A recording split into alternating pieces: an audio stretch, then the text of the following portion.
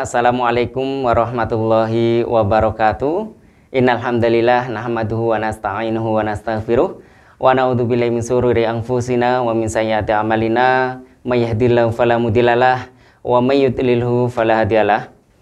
Asyhadu an la ilaha illallah wa la syarikalah wa asyhadu anna Muhammadan abduhu wa rasuluhu la nabiyya ba'dah. Amma ba'du.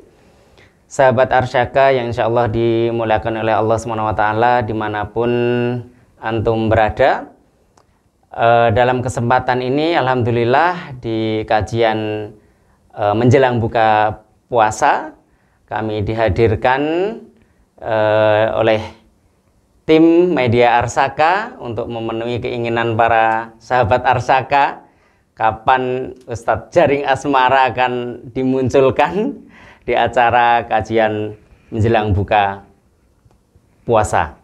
Baik, dalam kesempatan sore ini kami ingin menyampaikan sedikit tentang sebuah kisah sahabat Rasulullah yang namanya mungkin sudah banyak kita kenal. Beliau adalah Sya'ban radhiyallahu anhu. Beliau adalah sahabat yang menyesal di masa-masa sakaratul maut beliau.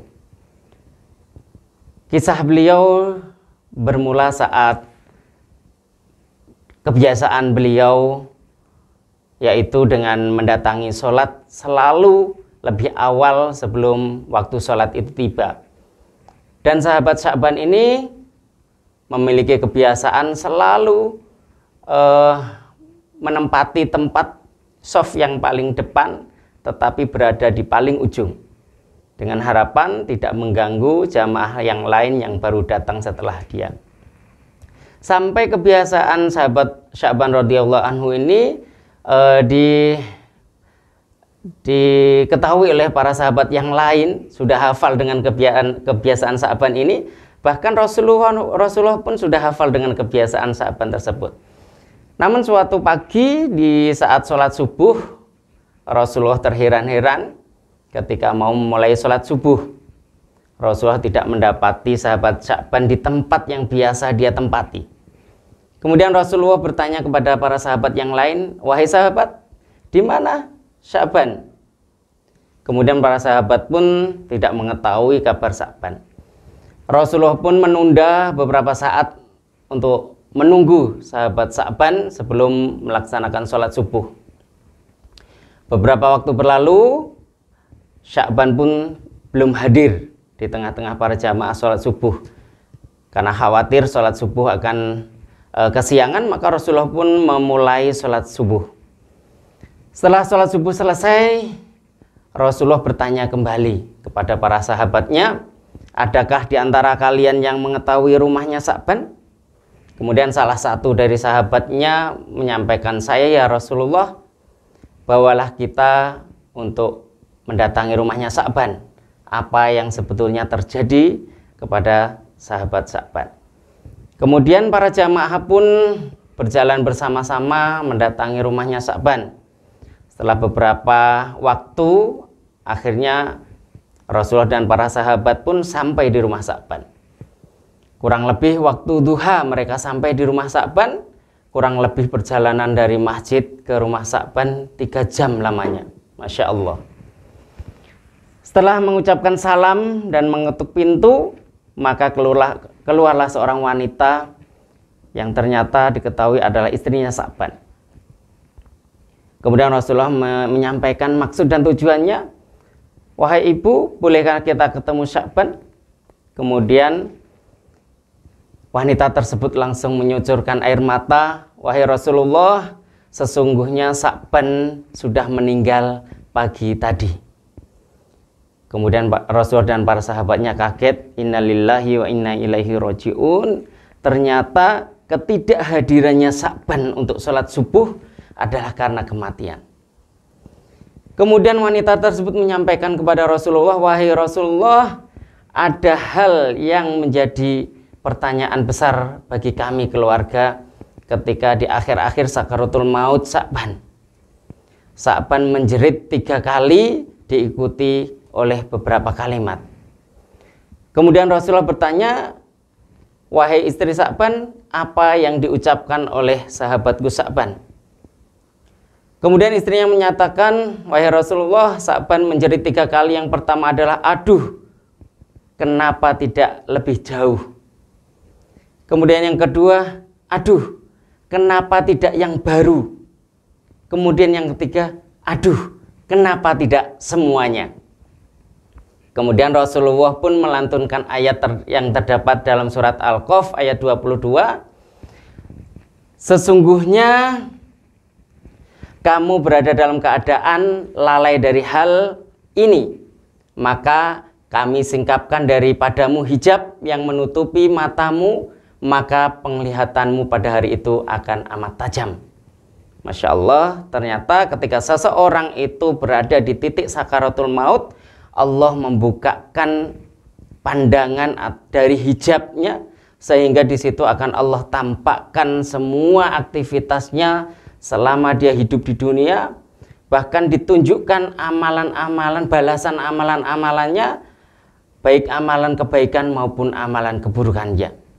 Dan di situ Sa'ban di jeritan pertama, aduh, kenapa tidak lebih jauh?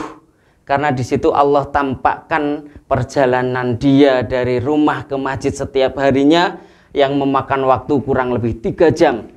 Dan di situ pula Allah tampakkan pahalanya. Di situ Sa'ban menyesal, kenapa tidak lebih jauh? Seandainya lebih jauh, maka dia akan mendapatkan surga yang lebih indah atau pahala yang lebih banyak lagi daripada apa yang dia tampakkan waktu itu. Kemudian disambung oleh Rasulullah, aduh yang kedua, kenapa tidak yang baru?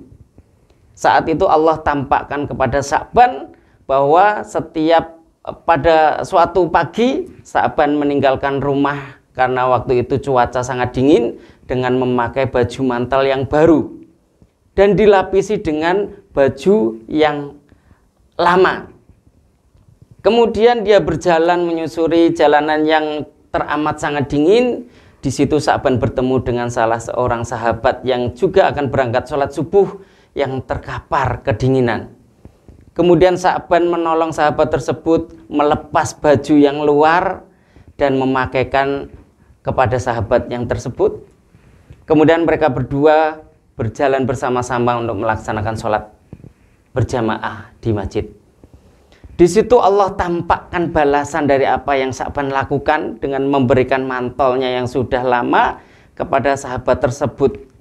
Makanya dia menyampaikan, seandainya ia melepaskan bajunya yang baru, pastinya dia akan mendapatkan balasan yang lebih banyak lagi. Kemudian disusul aduh yang ketiga, kenapa tidak semuanya? Suatu ketika saat Sa'ban mau sarapan pagi, datanglah seorang pengemis yang menyampaikan kepada Sa'ban meminta belas kasihan karena sudah 3 hari tidak makan.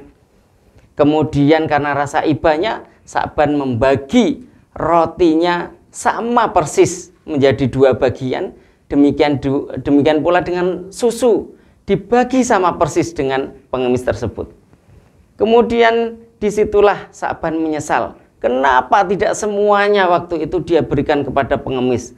Karena di situ ditampakkan pahala dari membagi roti dan susunya itu. Dia menyesal, kenapa tidak semuanya? Seandainya semuanya, pasti dia akan mendapatkan balasan yang luar biasa. Sahabat Arsaka yang insya Allah dimuliakan oleh Allah SWT, dalam kisah ini kita bisa mengambil kesimpulan bahwa kita semuanya akan mendapati suatu kejadian yang sama persis yang dialami oleh sahabat Sa'ban, di mana kita semuanya akan mendapati sakaratul maut, kemudian kematian.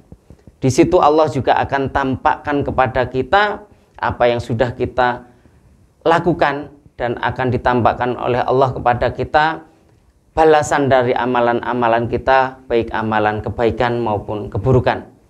Oleh karena itu, yang saat ini kita semuanya masih diberikan kesempatan oleh Allah untuk bisa bernafas, untuk masih bisa beribadah, untuk masih bisa memperbaiki diri. Mari kita sama-sama untuk memperbaiki diri agar kita tidak menyesal. Kita maksimalkan ibadah kita agar kita kelak mendapatkan, agar kita besok ketika ditampakkan oleh Allah pahala-pahala kita sebelum di saat kita sakaratul maut, maka kita akan tersenyum dan insya Allah kita akan mendapatkan husnul khotimah. Mungkin sahabat Arsaka, ini yang bisa kami sampaikan. Kalau ada benarnya semata-mata dari Allah dan Rasulnya, kalau ada salahnya semata-mata karena kurangnya ilmu dan kebodohan dari saya pribadi, saya mohon ampun kepada Allah dan mohon maaf kepada sahabat Arsaka semuanya. Akhir kalam, wassalamualaikum warahmatullahi wabarakatuh.